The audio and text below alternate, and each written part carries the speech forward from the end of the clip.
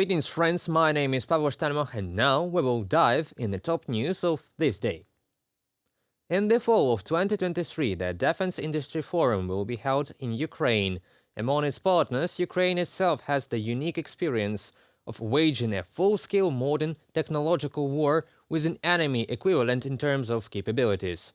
Ukraine not only receives and masters modern weapons from partners, but also develops cooperation with them in the defense industrial complex. Recently, Ukraine and the USA made a historic decision on the joint production of weapons and defense systems, in particular air defense.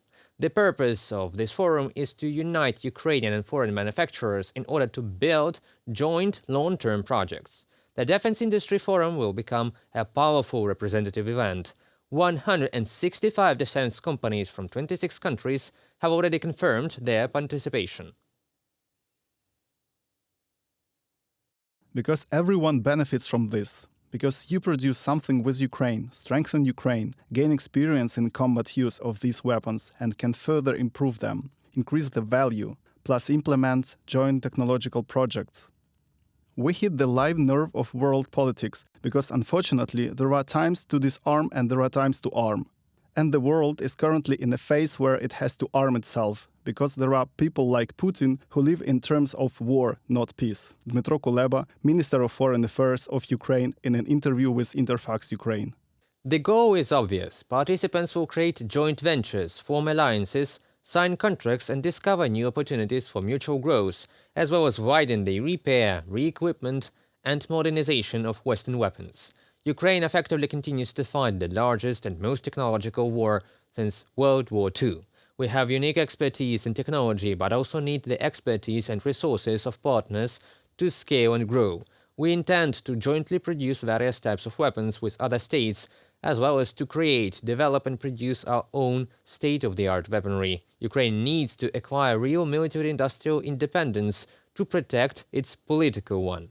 Ukraine understands that, acknowledges that it becomes and will remain the eastern shield of Europe and NATO. So let us now create a proper sword to join it, for the sake of all of us. One of the main partner countries of Ukraine is Romania. In October 2023, a joint meeting of the Ukrainian and Romanian governments will be held in Kyiv with the participation of the Prime Minister of Romania, Marcel Ciolacu. After all, Romania is the country that currently understands the insanity of Putin's regime the most. Russia's attacks on the Danube ports of Ukraine also affect the territory of Romania. In this way, the Kremlin is testing NATO's reaction to violations of the borders of the alliance countries. This is probably why Romania has become a good neighbor and reliable partner of Ukraine.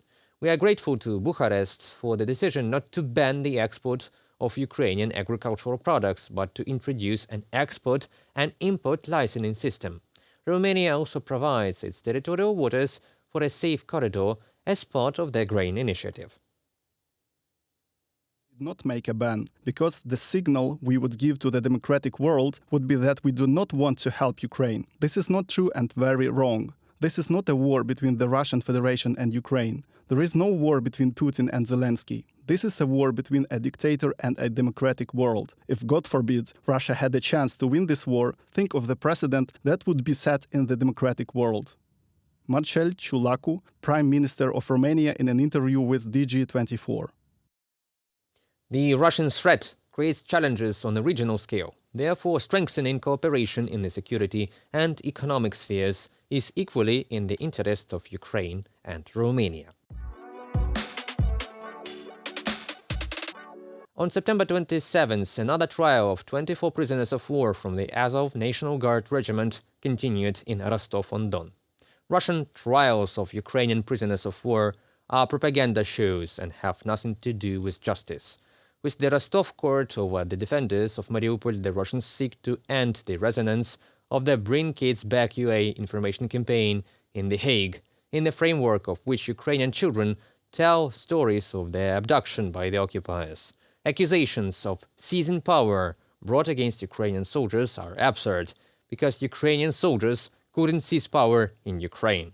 In fact, the Russians take revenge on the prisoners for their performance of their official duties. The very fact this trial violates the Geneva Conventions and is illegal, and its consequences, results and conclusions are legally void, means nothing to Russia, of course. It is Putin's property, Putin's Russia. Therefore, only Putin's law reign. All the fictitious sentences of Putin's oppressive pocket judiciary will not interfere with the process of returning our people home. Russian courts will receive a proper legal evaluation within the framework of further international processes over the Russian military criminals, and Ukraine won't leave our people in trouble. For us, every hero counts. That concludes our today's video. Thank you for watching and stay updated. Subscribe to our UATV English channel for more news from Ukraine. Your support is that really matters. Goodbye.